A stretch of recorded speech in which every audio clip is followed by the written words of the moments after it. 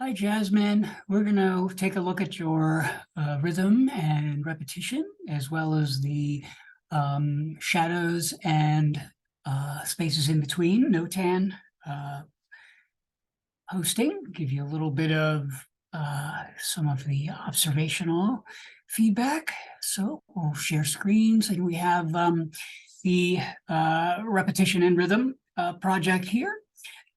So, taking a look at basically the format, you're very good at sort of arranging things, kind of getting everything there. First thing that I'm noticing is this centralized compositional strategy, very formal, very sort of symmetrical approach to your compositions, which is just an observation. It's really kind of an interesting thing you're using here. Now, a lot of other students have attempted to do trees and apply them to the undulating rhythm, and they really haven't made it there. A lot of students have been achieving what we would call the dissonant rhythm, which is more of a repetition that doesn't have a real pattern to it. This feels more like the undulating because there does seem to be more of a repetition because of the type of tree or the type of arrangement that you're getting here, because we do have this sort of 1, 2, 3 happening. We have this 1, 2, 3, 4. It's kind of fanning things that's happening because of the way that you're organizing in such a structured way, the way you've put it in the composition, not necessarily the tree itself, but the way you've set it in place is getting it to be much more of an organized uh, uh, uh, repetition than it otherwise would be if it was just randomly sort of put into the space. Again, this one, which is there's a lot of randomness that's happening, and had you just sort of been looking up at it or kind of just photographed it for the sake of all of its twigs, that would have created much more of the dissonance. But what you've got here is a pattern that you created through this center pole here, the center twig, and then everything sort of almost sort of symmetrically fanning out of it. You're creating order out of it. This is a very sort of good and unique thing that you're doing. We have a little bit of noise back here, which, if we would have been able to get rid of that, you could have cropped that out or somehow moved yourself so it wasn't in it. That would have been better. You probably knew that already, though. This is more like a dissonant rhythm. This is almost like what we use as an example for the dissonant rhythm. So I keep saying dissonant, and it wasn't part of the project. Dissonance is where we have a repeating element that does not have a real discernible pattern to it. And I think you can kind of identify this as that. So this is definitely a repetition, but it's hard to say exactly what the pattern would be here, as opposed to something like this. Even though it's a lot going on, we can still identify this sort of back and forth kind of pattern that's starting to emerge. Even with something like this, where it seems like kind of going everywhere, we still have this sort of rhizome that's happening here, where it's this repetition of each of the petals, 1, 2, 3, 4, this 1, 2, 3, 4. The rocks, they're just not doing anything to repeat themselves other than their sort of their type. They are rocks and they repeat, but other than that, there's nothing else there. A little bit more of a interesting lighting might have made this a much more dynamic, interesting image. Now, this is where what we were talking about before, where there's less order to the composition, you're less controlled. And so this one kind of gets away from you a little bit in terms of its quality versus what these do. These do, because you've done such a beautiful job of arranging, and this one seems less considered. Like there's a lot of kind of, I don't know, cleanup that could be done here, like the sign. Clearly, you don't want that sign in there. That's not really helping your composition at all. We've got some, windows back here and things like that that aren't really contributing to it. these are the kinds of things that later on we make choices about, like, well, I'm not really interested in this image because of this or that. So bear those in mind. You know, I'm finding your sort of aesthetic tendencies to go for these kinds of structured things. You seem to be going a lot toward this sort of leading line, atmospheric depth, lots of control and order to it. Celebrate that, you know, work with that. At the same time, I do want to encourage you to explore this kind of thing where you're letting loose of all of that and attempting to do something that's much more asymmetrical or free form. Just continue to do your strong points and keep working on this. When I say this one needs more work, I'm not saying don't do this kind of stuff. I'm actually saying it needs more work, do more. That's what I'm actually saying, is saying do this more when I say it needs more work, not don't do it at all. Again, this kind of stuff is really your strongest suit when you get into this kind of real organized pattern stuff. Progression, yes. Progression, maybe not so much. This actually feels more like alternating. And even though you have this sort of maybe a subtle thing that's happening, the alternating rhythm is happening because we've centralized it. You've got it in the middle of the composition.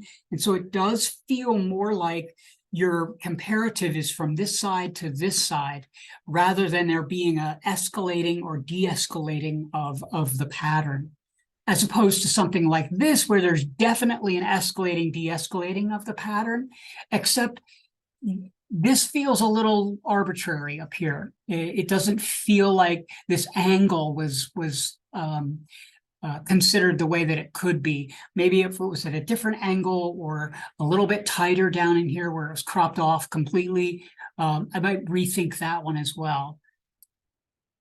Here, this is definitely a alternating rhythm, maybe even an undulating rhythm here, because what we have is a pattern that is face forward like this. I'll give you a good example of how this kind of works. I'm going to stop share real quick. So when we have a pattern, two objects, let's just say it's my hands like this, and they're up. This is a photograph of these two objects, right? And they're up like this, much like that grid of the photograph that we were just looking at. And they're presented this way. That is a sort of presented as equal parts of a thing, right? So if I have my hands like this, that means that they're equal parts, the hands. If I have them like this, there's lots of tension between these two fingers. Boy, that one's been damaged, hasn't it? Anyway, the equal parts between these two hands. Now, if I do this a little bit, like turn them just a little bit like that, right? It becomes, this hand is larger now than this hand. Now we have a progressive rhythm happening because we're pulling it in this direction like this, right? It's starting to move us in a direction. Here, what we're doing is we're saying, look back and forth between these two things. Look at this, look at this, look at this, look at this. So immediately you can take a pattern and make it either one or the other, depending on where you are in the scene. So when we get to something like this, with the screen like this, this is setting up more of the alternating rhythm because all these squares are even. If we had shot them on an angle, then they might have been setting up more of the aggressive pattern that you're identifying them as, or that you're hoping that they would be. Here you can see the subtle angle is creating much more of a progressive rhythm. Did we identify it as that? Yes, we did. This one being alternating, yes. This is a very good example of an alternating rhythm. And you started to use shadows as well. This is where it really gets to be much better. When we learn and get into the lighting course, which I'm hoping that you will go ahead and take in the fall, we'll learn more about depth of field and controlling that so that we can make these kinds of things in the background go out of focus. That would really help this kind of a photo. let's keep going. Alternating, yes. Alternating, yes. Alternating, yes. So you're doing a good job with the alternating rhythms here as well. Once you've got into identifying them well, you're very good at creating patterns. Very good. The progressive rhythm, believe it or not, kind of tripped you up a little bit, it seems. Like this one is spot on. And in the first project, the emphasis one, we were outside doing the buildings, you were really creating a lot of alternate progressive rhythms with those leading lines. You did a lot of line work that led us to the building and stuff. That was all progressive rhythms. This is definitely progressive rhythm. And then you kind of like, I guess we're searching around and maybe had a little bit more of a difficult time getting that progressive rhythm down just right. But nonetheless, your alternating rhythm is like really, really well seen, and your undulating rhythm is really well done, except for maybe this one, which is more like that dissonant rhythm. Now let's see what you're doing with the shadows here, because the shadows, hopefully everyone is moving forward with using all of the elements, all of the compositional strategies that we've already been using. So the shadows, there's lots of reasons to use the shadows. One, because they're a very important part of photography. Shadows are the opposite of highlights, right?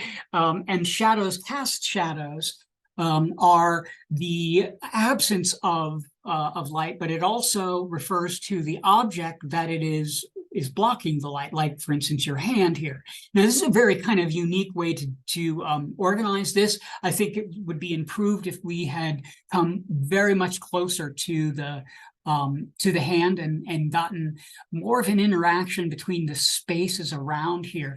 Right now we're sort of floating a little bit. It's not a terrible composition by any means. I think it's really close to working well, but I think it needs to be just a little closer. What is working really well, however, is you've got detail here, which is great, and you've got detail here, which is great. That's a real challenge to do, believe it or not, and you've managed to achieve it. This one, on the other hand, is really, really good. And it's doing what we are calling the shallow depth of field. This is what we call shallow depth of field. And you can see it because here is in focus, right? The ground is in focus. And as we get back here, it's out of focus. This cement is sharp. This back here is not. Now, it's kind of got this almost like strange pixely look to it. So, you know, it may be struggling to create that shallow depth of field. We'll have to take a look at your camera to see what's going on there. It shouldn't look this sort of digitized, but we'll look at that. But this in and of itself, really excellent use of the shadows. See how you're creating tension between these two things? That's great. Again, wow, this is nothing, right? This is a picture of the ground. Now, if there were no shadows on the ground, you'd be presenting a photo to someone of dirt, right? It's just like the dirt ground. But what you've managed to do is to activate nothing into something by using light. Now, light is photography. That is what photography is. And you've managed to use it in a way to activate nothing, a dirt ground, into something that is beautiful. It moves, it creates this energy about it, all these kinds of things. This is at the heart of what photography really, really is. And it's a very simple thing to do. We don't want to stop here because then it becomes a repetitive thing, but it is like an exercise that everyone needs to go through so that they understand exactly what photography is, because that's what it is. It's just light. Here you're doing something more interesting. I like how you are experimenting. You're using the gesture. You're creating this sort of animal, deer kind of thing. You're playing. This is all very healthy. I want you to keep playing. This is the kind of stuff that's going to lead you to meaning in your imagery, leading meaning to your artwork. This is all very, very good. Let's set aside the idea of, you know, the particulars. You could do this or you could do that. We talk about that all the time. There's always stuff that you could do to improve, like come in a little closer or activate this space. But playing and creating these kinds of scenes, really important work. And I really am proud of you for doing that kind of stuff, because that, to give yourself permission to do that, takes a big leap for a lot of people. And you just went right to it, and I applaud you for it. Keep doing that kind of stuff, and it becomes serious, right? This is serious stuff to get into doing this. Don't get me wrong. This isn't just goofing off. This is what I would call work at play. You're working at playing, not just playing. And playing for work is a really important thing. You know, you're very, very comfortable with these shadows, aren't you? These look fantastic, Jasmine. These are great, great images that you're working with here. I think we found something that seems to be really intuitive for you. You don't seem to be real self-conscious about it, meaning these images don't look like they were difficult. They may have been a challenge for you to arrange, but they don't appear that way. And that's important. That's really, really important. All right, let's take a look at these in-between spaces, because it's a different thought process to do that. And what we're trying to get at is we have objects, and then we have the spaces between those objects. So what we're really talking about is we have your hand here, right? What I'm talking about is I want you to make photographs of this space, not your fingers. When we have objects like, we have objects like this. You have this space, you're making an image of this, not these. So that's the challenge. And I think you're aiming at it, right? You're searching for it. This is a much more advanced level thing to do. This Notan part of it, this kind of application is a very advanced kind of project. Spaces in between is much harder than, or much more difficult than the shadows. Spaces in between require you to be thinking in reverse, be thinking about not the object, but looking at and thinking about negative, thinking about not this, not these, but this back here, these spaces, this space right here. I want you to make a photograph of that. Why? Why would we need you to do that, right? Why is that important to study? To be focusing your energy on this when not this or this.